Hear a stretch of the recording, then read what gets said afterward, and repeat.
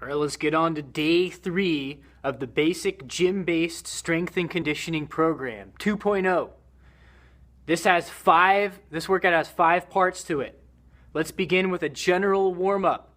You're going to do 2 rounds in a circuit style of each of these 5 movements. All right, so the first one is just going to be a low squat hold. And probably want to use a broomstick or a pole, not really a weighted pole, to get yourself ready, because we're going to be doing back squats today. All right, so set your feet. So I'll talk about the technique. Feet set slightly wider than your hips. You want your whole foot down during the exercise, during the movement. Flex your butt and your quads and your abs at the top, and with your torso, you want to think about pulling this bar down across your back and pressing your abs out as if you were wearing a belt high on your waist and you're trying to break out of the belt. So that's the contraction you want to stabilize your spine. And then from there, I'm ready to descend. I'm going to go down, beginning with a hip tilt. Push the hips back, keep the knees back, the torso will come forward a bit. And now I will start to bend the knees more and go into the squat. And so for the warm-up, I'm going to hold the bottom position for 15 seconds. Now, I don't want to just relax and let my knees and my legs relax here. I want to stay flexed. I'm still flexing my hamstrings, quads, and glutes, and still holding my posture of my upper body tight. Okay, 15-second hold there at the bottom.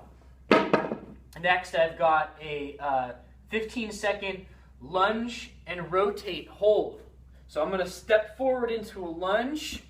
Watch your knee angle here. Keep your knee tracking out and keep your knee back. And then I'm going to rotate my body toward my front leg side. And this really opens up your psoas, your hip flexor.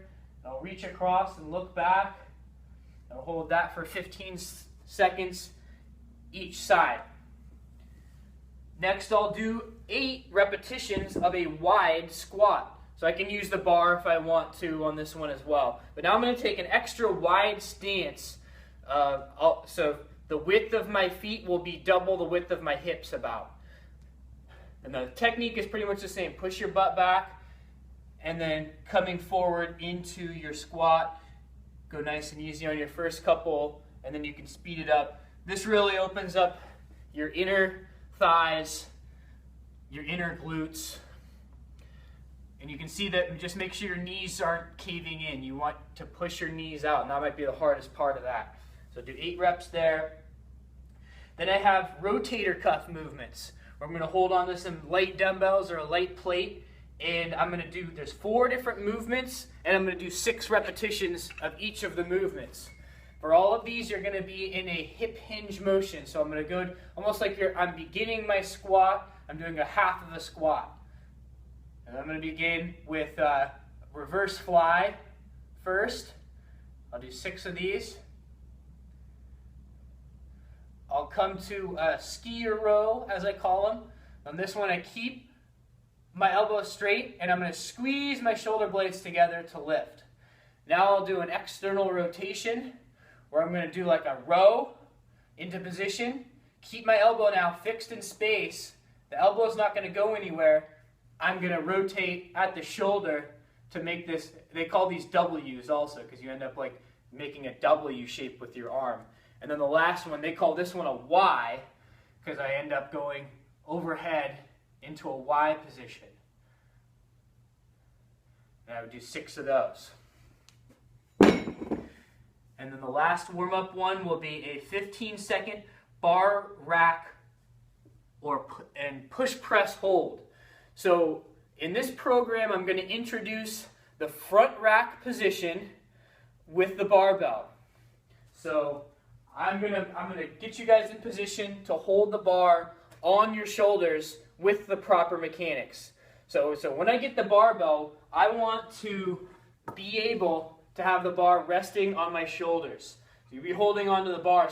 The common mistake is people will hold the bar here and it's not resting on their shoulders. And we're going to be doing push presses where we're going to dip and then press. And if you don't have the bar on your shoulders when you dip and go to press, there's going to be this lag especially if you're pretty strong with this motion. There's going to be this lag and you're going to lose a lot of power. But if you can rotate forward and get the bar on your shoulders, you're going to be in a lot stronger position, and it's going to feel a lot better. And this is the prelude to a lot of the Olympic lifting. Your clean and jerk, it starts here. We got to get the rack position down first before we start doing Olympic lifting. So for this warm-up, you can use just this bar. And actually, this bar is so light that it's very difficult to get into this position. This is a good test. If you can rotate your shoulders forward to get the bar resting on your shoulders with a very light object, that's a good sign that your mobility is there. But alternatively, I can use this bar here, and you can see what I'm doing. It's like I'm rotating my elbows forward, and they don't have to be straight up in the air, just enough so that the bar is resting on your shoulders. And you have to do a slight lift of your shoulders so that you're creating that shelf. And also it's external rotation. So we just did that external rotation drill with your for the rotator cuff movements. That's what you want to recreate here. So if you're internally rotated, the bar is just going to slide right off your shoulder. But if you're externally rotated, almost like you're trying to pull your elbows together, that's where you want to be. Okay, so I'll get the bar on my rack, and I'm just going to hold this position for 15 seconds. And then I'm going to go into the dip position. So this is where you would want to start to get the load up for your push press. I just push my butt back while keeping my shoulders tall, and I'm going to hold this position for 15 seconds. And then I'll power up and I'll press through and I'll hold this position for 15 seconds. And you can see where I am. Straight up. I want the center of mass of the bar to be directly over my center of mass. So it has to be back here. And also what tends to happen on the overhead presses is people will arch their back. Try to prevent yourself from doing that by flexing your legs and bracing your abs.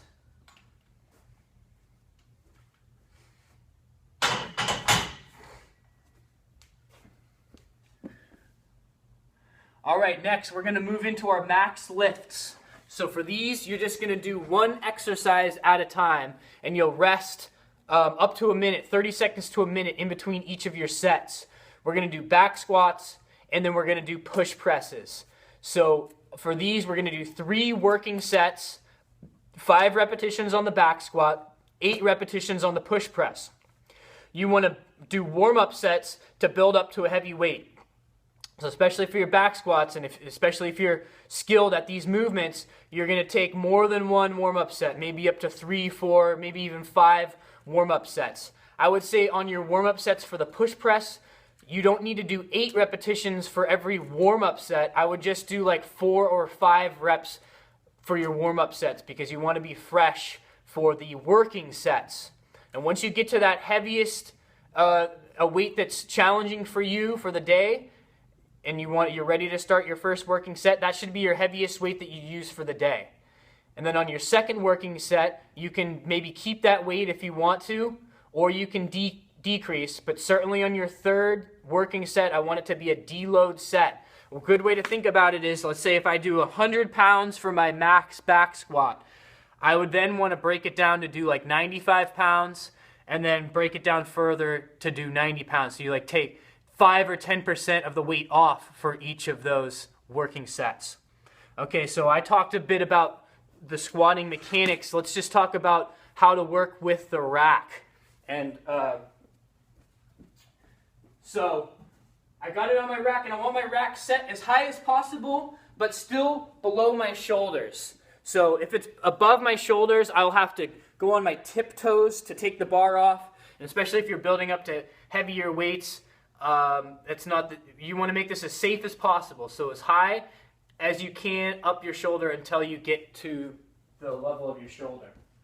And I'm going to get my head underneath there, and I'll take it out. I didn't talk much about the positioning of the bar on your back. You can do it more of a high bar style, where it's going to come to the top of your shoulders, or the top of your upper back, or I can slide it down a little bit lower, and the angle of my torso, if I do a low bar, is going to be more than if I do a high bar. So I'll demo both. So I'm going to do the low bar first. And I really recommend doing more of a low bar to start here. So I'll take it out and I'll do my reps. You can see that's the low bar positioning for me. High bar, I'm going to stay a little bit more upright. The difference is subtle, but I can certainly feel it. And when you're done with your set, walk it all the way in until it clinks against the back. What you wouldn't want to do, if I have my rack here, you don't want to like round your back to reach for it. No, just walk the bar all the way in until it clinks against the back. Okay, so do your squats and then move on to your push press. We talked about this and unracking it. I just take 3 steps out, and this is where I would actually want to perform the push press from, just a couple feet facing the rack. And I'll do a couple of repetitions facing this way so you can see the angles of my body. See how my knees are going to mostly stay back, my butt's going to go back, but my torso is going to stay in the same position as I go. All right, and now make sure you get it's on your shoulders, on your rack position. So I'll dip and then press. And you can control in between each rep, or if you want, you can do them continuously. If you've got the coordination to do that and your rack position is really solid. Alternatively, I can do this with dumbbells. I can do the push press with dumbbells just the same. Arms in a similar position and dip and drive to get your push press. Next, we're going to do a little core circuit. These are four exercises, and you're going to go through this circuit 3 times. The first one is going to be a Russian twist. You're going to do 8 touches each side. So you're going to grab a light weight, and you're going to get yourself into a hollow position where you're going to, but a little bit more upright with your torso, and you're going to try to keep your legs together, and you're going to then grab your weight. And what you do here is, it's actually not a twist. You're actually going to try not to twist your shoulders. Keep your shoulders square, and then you rotate, or you reach from side to side. You reach that weight to touch the ground side to side. And if you can keep your feet together the whole time, that's a bonus. Alternatively, you can just set your feet down and you can do the same thing. But the important thing is not to round or to rotate actually at your spine. It's instead to reach with your shoulders. And you'll really feel your core. In order to do that motion, your abs have to be very strong. Next, you have a tricep extension. You're going to do 8 repetitions of this. You can use any cable machine that you have. If you have a cable machine, you can do these exercises with this. And I have a band, so I'm going to do it with the band. So I can do a tricep push down, where I just keep my elbows tucked right by my side and push down. Again, not rounding and shrugging, keeping your shoulders actually back and active. You'll be flexing here. You'll be flexing your abs during the tricep extension. Alternatively, I can do the throw-in style tricep extension, where I step 1 foot forward. I'm in a split stance, lean forward a little bit, and then press it through here. And notice, though, it's not a pull down. I'm not rotating my elbows. I'm keeping my elbows fixed in space and then extending through from there. Next, I have hip bridges. I want to do 8 hip bridges. I can do this with 2 legs or 1 leg. I'm going to take 1 leg. On the one-legged ones, I want to squeeze 1 leg in, tuck it to my chest, and then I'm going to lift the other leg. And you can see I don't go that high on this, but I'll really feel my butt flexing to do this motion. So I do 8 of those each side. And then lastly, you'll do a plank position. So I'll go on my elbows. I can also go just from a push-up position. It doesn't really matter either way. And then I'll extend through. Make sure your body is straight. So you're flexing your legs, flexing your butt. Rotate so that you're over your shoulders a little bit more so you're not shrugging. And then you can add complexity to this. You can lift one leg.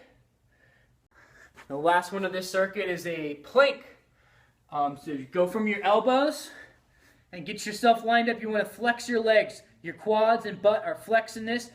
Come forward a little bit over it so you're not shrugging too much. And then if this is easy, you can add complexity to it. You can lift one leg off the ground a little bit, hold that position. If you got that, then you can lift one arm as well and hold that position. You do about 20 seconds total, or 20 seconds each side on the planks. Okay, the last part of the day will be a cardio portion.